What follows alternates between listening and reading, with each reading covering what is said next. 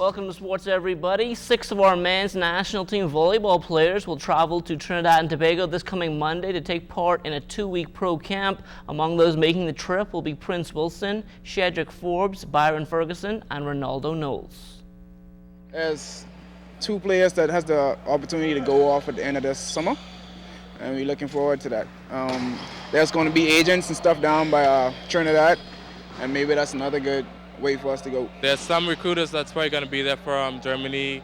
I heard a couple guys will be there from Poland, and those are pretty strong levels of volleyball in the European country. So my thing is, you just go out, show them what you got. Right now I have an offer in Denmark. I'm hoping that it works out. So I have the talent to go. It's just I have to send out my tapes and everything off of my resume. Once I send that off, I'll be all right. We've been doing it for fun for so long, and just playing for money now makes it more fun. So this is a good opportunity for Bahamians and for us especially. Now joining this quartet will be Tony Simon and Jamal Ferguson, and they all have the full support of the Bahamas Volleyball Federation. The Federation has been contacted by these coaches. FIVB already contacted us. They've already went online and did the anti-doping program. We're in process in ironing out a contract if these guys so forth to have the Bahamians on their teams in Europe. But we are in collaboration with Europe. Trying to get our players to play pro. It'll be a good thing for them, and it's a good experience. Well, the New Providence Softball Association was back in action last night at the Blue Hill Sporting Complex. In the opening game, the Lady Hitmen taking on the defending champion Proper Care Pool Sharks.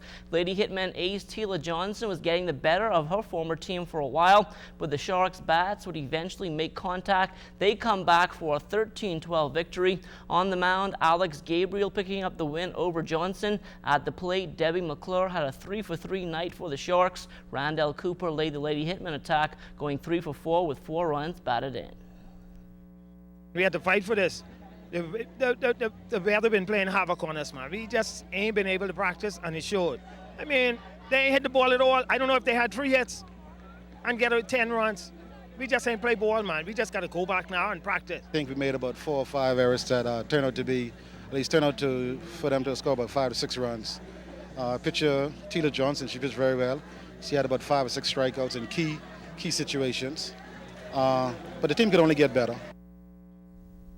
Now in last night's featured game, the Mighty Mitts jumped out to a quick 2-0 lead over the Dorn United Hitmen. From there, though, the Hitmen found their groove and they go on for a 6-4 victory. Kieran Monroe was the winning pitcher, Dion White suffering the loss. Jamiko Sands a 2-for-3 night for the Hitmen. Trey Sweeting leading the attack for the Mighty Mitts with a 1-for-3 outing.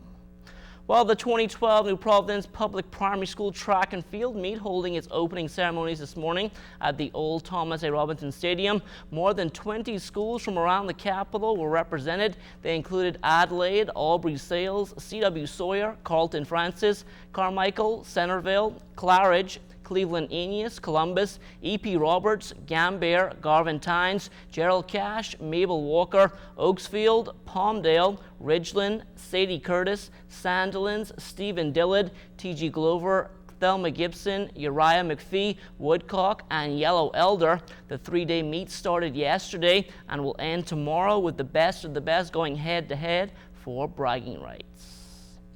Well, a special guest paying a visit to our shores yesterday, former Hampton and Norfolk State track and field coach Laverne Sweat. She was one of many cruise ship visitors in town. Sweat's connection to the Bahamas goes way back as she coached both Eldis Clark and Chandra Stirrup. For Sweat, it was a pleasure to talk about the success of each lady during their days with the Golden Girls.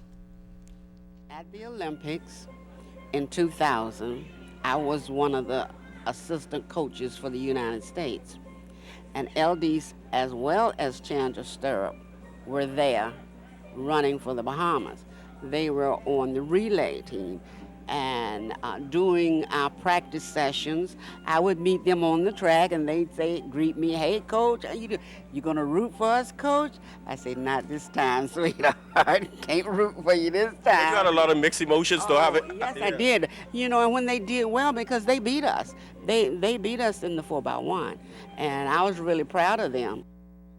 Among those hanging out with Sweat on her visit was former sports minister and track coach Neville Wisdom. Wisdom says his connection with Sweat goes back more than 3 decades. What impressed me about her was that you could tell the athletes that she was coaching by their deportment, by their dress, by their they were well organized and very well disciplined. And I said, you know, that's where I'd want some of my athletes to go. And so I approached her and I asked her if she needed any athletes, and that we had some very good ones here in the Bahamas.